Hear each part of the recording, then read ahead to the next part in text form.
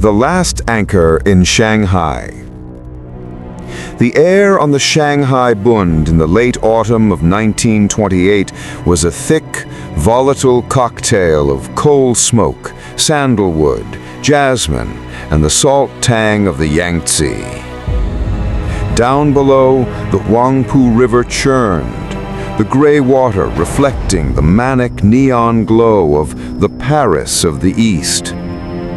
Up on the fourth floor of the Astor House, a dilapidated palace of colonial grandeur, Countess Vera Rostova, or just Vera as the American journalists preferred, pressed her cheek against the cool pane of a sash window. Below her, the street was a kaleidoscope of perpetual motion. Rickshaws darting like water beetles, imported motor cars honking European disapproval, and the silent judging presence of Sikh police in their high turbans. Vera was, by all accounts, an anachronism. Her family's crest, a twin-headed eagle carved into the antique silver locket she wore, was a symbol of a dynasty that had been violently erased. For a decade, she had lived a strange, precarious existence in this international settlement, a territory owned by no single power, but managed by many, a true world between worlds.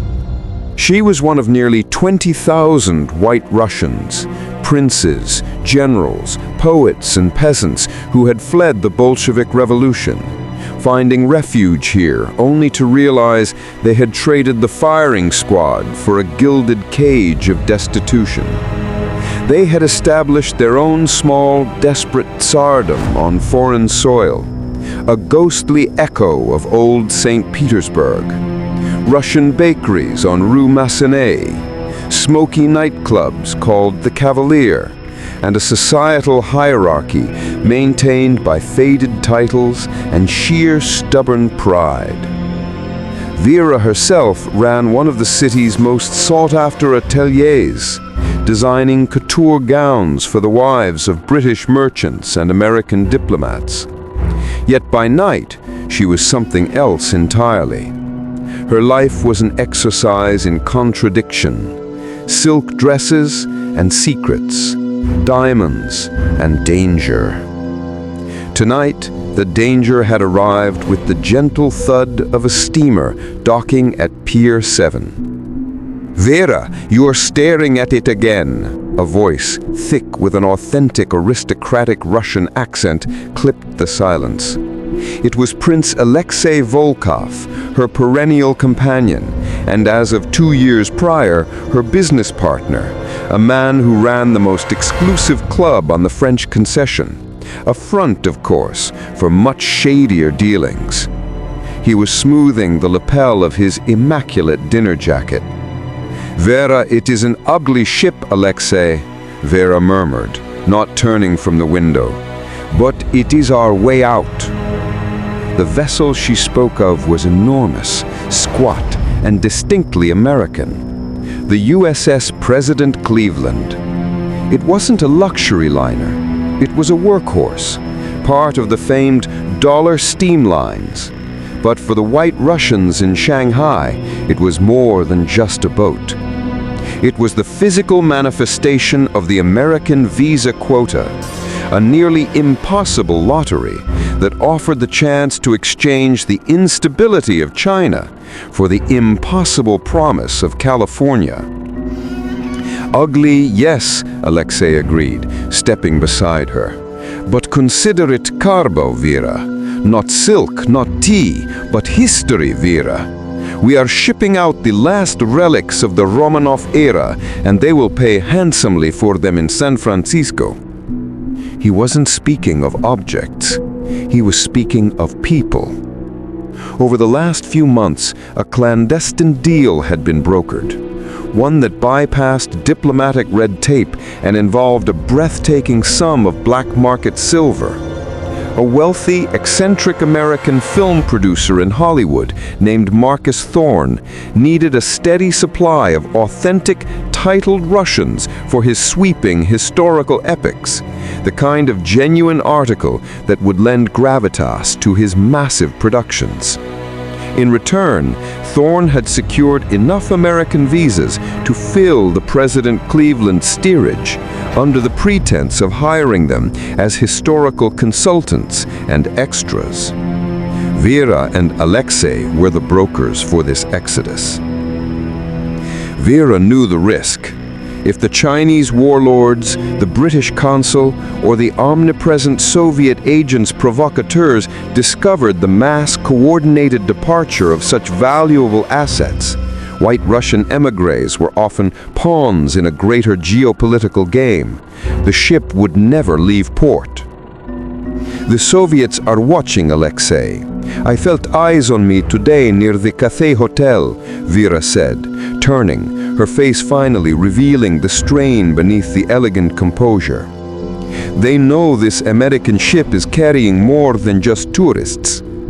Alexei smiled, a flash of white teeth in the dim light. Let them watch. They will see only what we want them to see. Tomorrow, when the President Cleveland sets sail for San Francisco, it will carry 100 of the most astonishing, desperate, and talented people this city has left. It will be the ghost ship, carrying a past that America believes is fiction, straight into the heart of its own greatest myth-making machine. He tapped the window pane, his voice dropping to a conspiratorial whisper. California, Hollywood, a new Tsar's court built on celluloid. Our story is about to begin again, my dear. We just need to make sure the ship actually leaves the dock.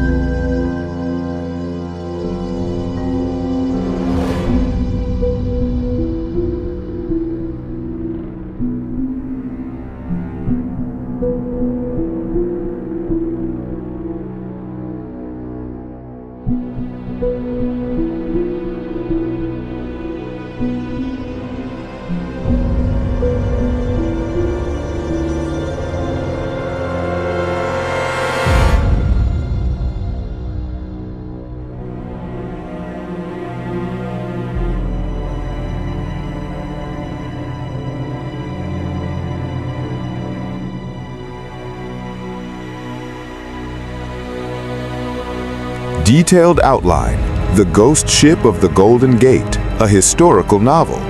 Estimated total length 55,000 plus words. Target audience, USA. Focus on California, Hollywood, espionage and the Great Depression, and cultural exchange. Part 1, The Shanghai Gambit, Wreckage and Refinement. Chapter 1 to 5, The Last Anchor in Shanghai, as written above. Focus on the White Russian community's existence in the international settlement, the paradox of their poverty amidst luxury. Introduce the key players: Vera Rostova, the beautiful, resourceful countess, the cultural fashion broker; Alexei Volkov, the charming, ruthless prince, the financial and espionage broker; Marcus Thorne, the eccentric, powerful Hollywood producer in need of authenticity. Chapters 6 to 10, The Quota and the Conspiracy. Detail the complexity of the 1920s U.S. immigration quota system and how Thorne's scheme exploits a loophole, special skill visas for artistic consultants. Build tension as the departure date nears, involving a Soviet agent, Andrei Karpov, determined to capture or eliminate a few specific passengers before they reach American soil. The deal is sealed in a clandestine poker game with a Chinese warlord who controls the port. Chapter 11 to 15, The Voyage of the Cleveland. The cramped, tense voyage across the Pacific. The stark contrast between the displaced Russian aristocracy and the working-class Americans and Chinese crew.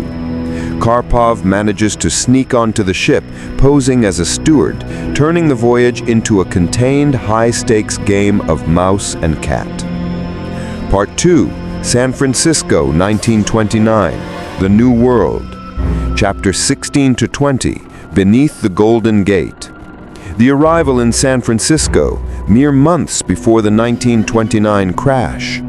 The Russians' shock at the wealth and sheer scale of America.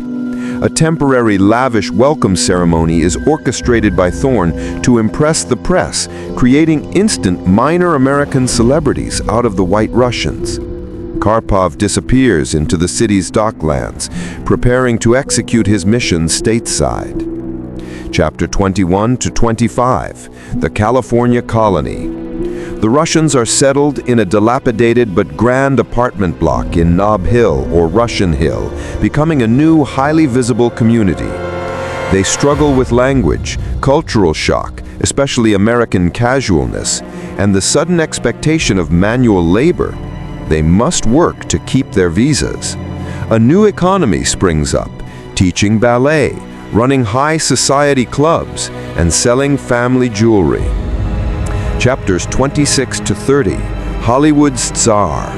Thorne transports the main contingent to Hollywood. Vera becomes his personal consultant and muse, designing historically accurate costumes for his film Anastasia's Shadow. Alexei, with his aristocratic charm and keen business sense, is drawn into the dark underbelly of early Hollywood finance and studio politics. The narrative explores the contrast between the real pain of the Russian Revolution and the trivialization of it into entertainment by Hollywood. Part 3, Celluloid and Collapse, The Great Test. Chapters 31 to 35, The Sound of Money Breaking. The stock market crash of October 1929 hits Thorne's film studio. The Russians, having already lost everything once, are uniquely positioned to cope with the economic collapse, but the sudden poverty of their American patrons cuts off their primary source of income. Chapter 36 to 40, The Grand Duchess and the Gangster. With the film production stalled, Vera must find new income. She turns her dressmaking skills into a successful boutique catering to struggling but fashionable Hollywood elite, inadvertently becoming entangled with the city's organized crime, bootlegging, who pay in cash, not stocks. Alexei's financial schemes bring him directly into conflict with a powerful, ruthless American producer who is also a Soviet sympathizer, unaware that he is aiding Karpov. Chapter 41 to 45, The Spy in the Lot. Karpov, the Soviet agent, resurfaces, now working on Thorne's lot as a maintenance man, getting closer to his target, a former general who possesses documents damaging to the new Soviet regime. Vera and Alexei realize the general is in danger, and the film set, a reconstruction of the Winter Palace, becomes the perfect, ironic stage for a real-life assassination attempt. Part 4, The New Golden Age, The Legacy. Chapter 46 to 50 plus, The Climax and the Aftermath. Climax, a dramatic chase confrontation during the filming of a massive crowd scene on the Winter Palace set. Vera uses her knowledge of the set's secret passages, meant for the film, to help the general escape. Alexei confronts Karpov in a battle that symbolizes the fight between the old world and the new Soviet order. Resolution. The general's documents are safely delivered to the U.S. government, exposing Soviet espionage activities in California. Thorne, inspired by the real drama, scraps his old film and begins writing a new, truer story, one about the resilience of the Russian émigrés, casting the surviving refugees as themselves. Epilogue. The Russians don't fully assimilate, they contribute. They become the foundation for ballet in America, establishing the first major U.S. school. Define the fashion of the 1930s, Vera's designs, and cement the theatrical, dramatic portrayal of Russian history in cinema, creating a fascinating and lasting cultural legacy. They realized they did not just flee the past, they brought it and sold it, becoming an astonishing, integral part of the American landscape.